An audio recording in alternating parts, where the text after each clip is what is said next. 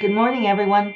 This is Jeffy Kennedy, author of epic fantasy romance. I'm here with my first cup of coffee.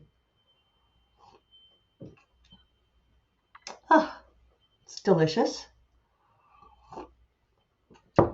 Hmm. Today is Thursday, February 9th. I don't know why I'm sounding so dramatic today. It's just a dramatic kind of day. Um, it's a snowy kind of day, light flurries. The other day I went out for an appointment and it was snowing, but it was sort of in this like woody area, as woody as Santa Fe gets. And all of the birds were singing like it was springtime. And it was just this chorus of bird song as if it were rain and not snow. And it was glorious. So I'm happy. Things are good. Uh, Yesterday we did the Faro Bub fantasy romance version of the book Bub, and it was excellent. Um, Lots and lots of downloads. Dark Wizard's like at the top of the Kindle store right now, which is always lovely. No longer free. Uh, Although, if you get to this soon enough, you might get to Amazon in time. Let's see if Amazon takes a while to take things off of free. So, yeah, right now, Amazon still has it as free. So if you hurry, you might still get it as the free download, but who knows? It depends on when you watch this, right? So yeah, that was great. That was really useful. I've already reported that the call with Sarah, Agent Sarah, went well on Monday, and I have been working on bandits this week. So that's been it went well. It went well the last couple of days, and I've shored up a lot of the world building. And then yesterday afternoon, got on a call with my friend Alex Werovich, who I have mentioned from time to time, who's the one who owns the house in Kauai that we went to on retreat. And he is like math super genius finance guy, as well as author of science fiction and fantasy. And he offered to help me with one of Sarah's problems with bandits, which was that my monetary system was not as tight as it could be. So talking to Alex is definitely be careful for what you wish for, because he messed with my brain. So yes, he broke my brain. Um, Not finance gal here. Although, I'm good at math. I've got the science background, but some of the stuff he was getting into was like valuations of coins and whether or not they're worth the same as what the metal is worth and all of this. And Alex thinks about this stuff a lot more than I do, which was why it was great that he helped me. He also, however, just finished reading Shadow Wizard, which is nice, and he liked it. Well, he was almost done. He said he hadn't quite got to the end, and I was like, For those of you who have read Shadow Wizard, I was like, oh. He said, well, he was waiting to find out what Jadrin was going to do about his feelings for Celaya. And I was like, oh, yeah, that. But Alex found a mistake that I made. I'm not sure he's right. He might be right. But damn, the really smart readers. He found something that I may have gotten wrong in Shadow Wizard. And I'm not going to tell you all what it is, because none of y'all noticed it. None of you said anything to me. Alex said something to me about it yesterday when we were talking, and he said, have you thought about this though? And I was like, well, but that's not a thing. And then he explained it to me why it was a thing, and I was like, shit. And we're on the video call, and I'm like this. but I've been thinking about it, and I think maybe he's wrong. So once I extract, oh, kitten, hold on. Let's see, what was my train of thought? I've forgotten because I got distracted by kitten. Hi. Now he's coming over here. Fortunately, under the camera. Oh yeah, once I extract my story brain from Bandits and get that sent off, I'm going to research, because even if he's not wrong, and I concede that he could be right, because one thing about writing versus reading is that when you write books, you write them, you know, when did I start writing Dark Wizard? Well, let's check. Let's just get some numbers. All right, I first started writing Dark Wizard in May of 2020, and I finished writing Shadow Wizard at the end of September 2022. And actually, I think they were pretty close. May 13th, I started Dark Wizard, and then September 24th. So that means May of 2020. So that's like almost 2.5 years, right? If you're on video, you'll see Kitten behind me getting into trouble. So,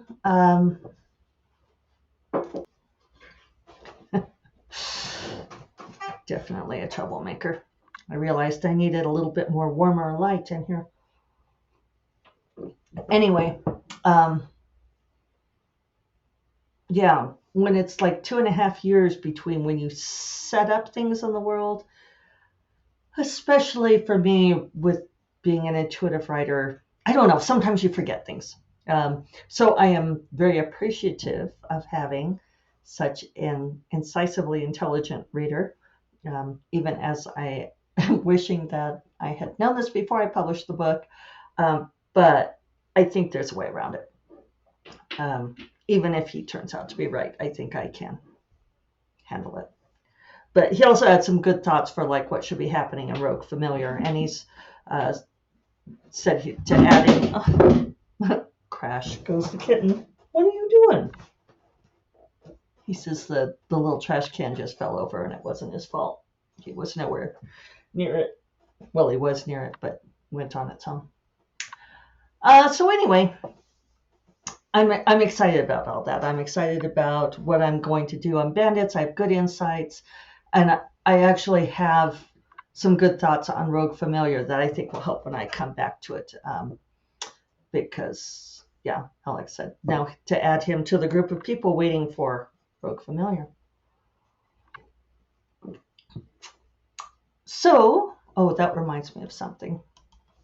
A couple of his comments on Rogue Familiar, I think will help me intensify some of the stakes, some things I was feeling like that first act needed. So I'll probably, when I go back to it, start from the beginning and revise, which was what I was kind of feeling like I was needing to do anyway, because I didn't quite have the thread on Rogue Familiar.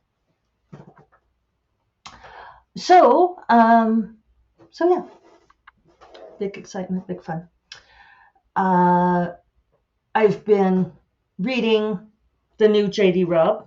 We don't know what it's called, do we? Something in Death, of course, but I lose track of what in Death it is. Let's see if I can find it quickly. It released on Tuesday, so all of you, my auto-buy kindred, who, pre-order and read as soon as it hits the Amazon library. Oh, I forgot, from the Pharaoh Bub yesterday, I got like 23 books that I downloaded, and so now my library's busting full. Oh, Encore in Death. Encore in Death. Always a joy to revisit Lieutenant Dallas, Eve Dallas, and Rourke and the gang. And it was making me think about, I don't know, is it kind of a bittersweet reflection, thinking about my friend Robin Perini, who died in January, and went to her memorial a couple weeks ago. Wonderful writer of romantic suspense. they were saying at her funeral, her memorial, that she sold over 1 million copies of her books. She did very well, but I was remembering how much she loved Nora Roberts, writes as J.D. Robb, loves the In Death books, and how much she admired what Nora pulled off with those books. And I remember talking with Robin about it. So, it's interesting, after people are gone, then you start getting the good memories of them, right? The things that you really loved about them. And I remember talking about those books with Robin, and she was, analyzing what Nora Roberts had pulled off with those books and just how good she was.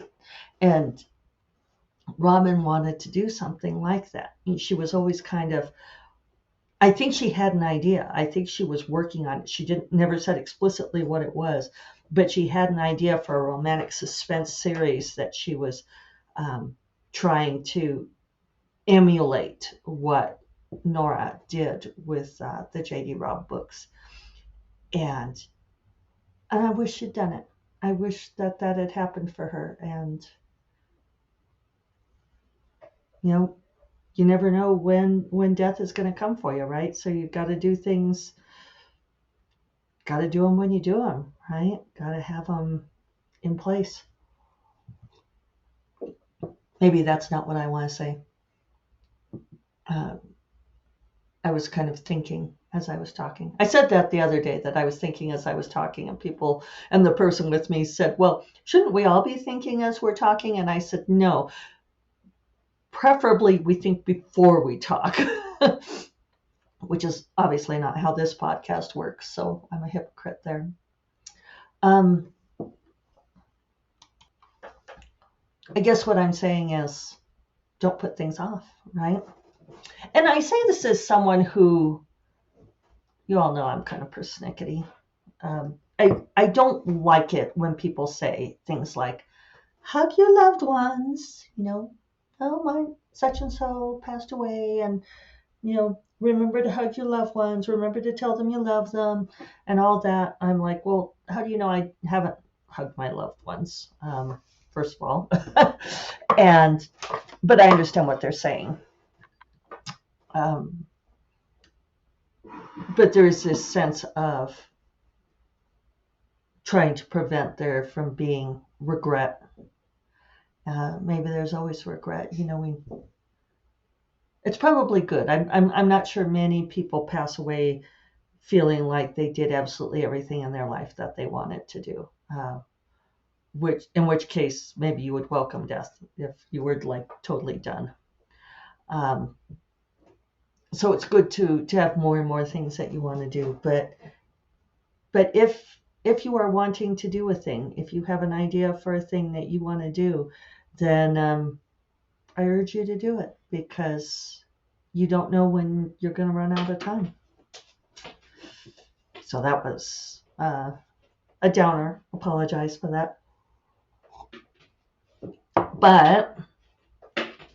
But it's also something to keep in mind. Leave that thing alone. He's not going to read, or he will not leave that cord alone. As soon as you tell this kitten not to do something, he does it with increased vigor and determination. We should all be this way. There's a lesson. Every time someone tells you you can't do a thing, or every time you hit an obstacle when you're trying to do a thing, that is your sign to do it with renewed vigor. So I'm going to work on bandits today. Thank you, Alex, for helping me with this monetary system. I think I got it all lined out. I'm going to have to add a couple of chapters for Sarah. So maybe, I don't know if I'll finish that today. And I have to finish writing out the synopsis, which means I have to say what's going to happen. And I talked about that a little bit on Tuesday. The hand waving that is the synopsis writing. It's easier when you're already working with the editor, because they just have to have something to tell their people. But in this case, we're like trying to sell it. So, yeah. Um, a couple other pieces of news that I was just sort of looking at my list. I'm very excited because I've mentioned on here a number of times that I wrote this article about uh, rooting unconscious patriarchy out of your fantasy worlds. And I've talked about it some, but I mentioned that I wrote this article about it, and people have reached out to me and said, "Oh, I would love to read this article. Where is it?" And I'm like, "Oh, it's not exactly published." And this article has had kind of a tortured history. Um, I originally wrote it for the SIFWA Bulletin before I was president, and our editor kind of imploded with the pandemic, and that didn't work. And then it was going to be published at this other place, and then at this other place, and it kept not getting published. And when I was at Worldcon, actually when I was riding from the airport in the cab or the lift to the hotel with Ellen Datlow, who is wonderful. If you all don't know Ellen Datlow, she focuses more on the horror side of fantasy and mostly and short fiction, which means that we can be friends because I'm not looking for her to publish my stuff, although she's friends with everybody. But she's also a wonderfully supportive person. I really love Ellen. She's very smart. But we had this very long ride through rush hour traffic in Chicago and talked about all kinds of things, and it was great. But I mentioned this article. I don't remember why it came up, but I was like, I'm just frustrated because I can't seem to find a venue for it, and I'm just thinking about like putting on my blog or something. And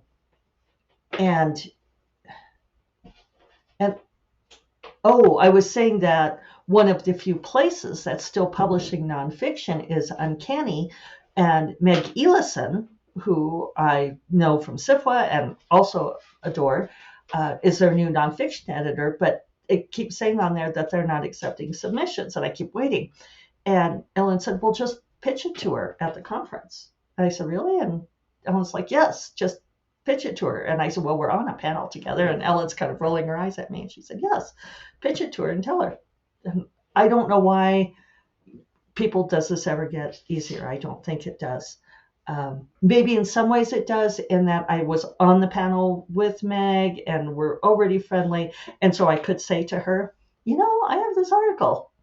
So I ended up sending it to her. She really liked it. She wanted to publish it. We'd gone back and forth about it in September. I'd made some changes for her. And then like the other day it popped into my head. I was thinking, what happened with that? Which is the history of this article, right? That it's like, what has happened with that? Nothing. So I emailed her, and it turned out she had been emailing the wrong, she said, to a typo email. She would not confess what it was. But the short of it is I turned around some edits for her. She had another set, and I got copy edits from Lynn Thomas, one of the big editors of Uncanny, and I got paid for it. So the article is finally going to come out. Yay. So nice to have some movement on things. Feels like some things are coming together. Maybe, yeah, movement. We love movement. Did I have other news? It seemed like I had one other thing to tell you all. I need to turn those copy edits around, do bandits. This weekend and tomorrow. I guess tomorrow counts as this weekend. Tomorrow evening, 5 p.m. Mountain Time, I am going to be doing this conversation on In Defense of Twilight with Dorinda Jones, and Maria Vale is moderating. I saw a post from Maria Vale today saying that she is Team Jacob. Can't even, people.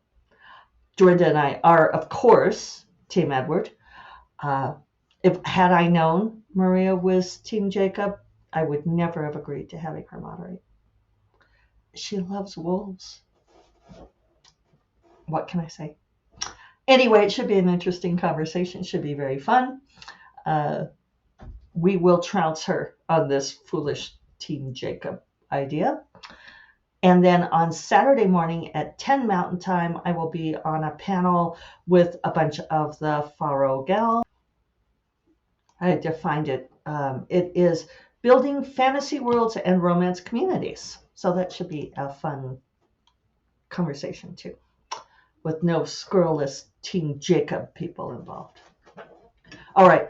On this note, I am going to get to it. I'm running behind today. Hope you all have a great Thursday. Put some of those plans into action, will you? Do it for Robin. I will talk to you all tomorrow. Bye-bye.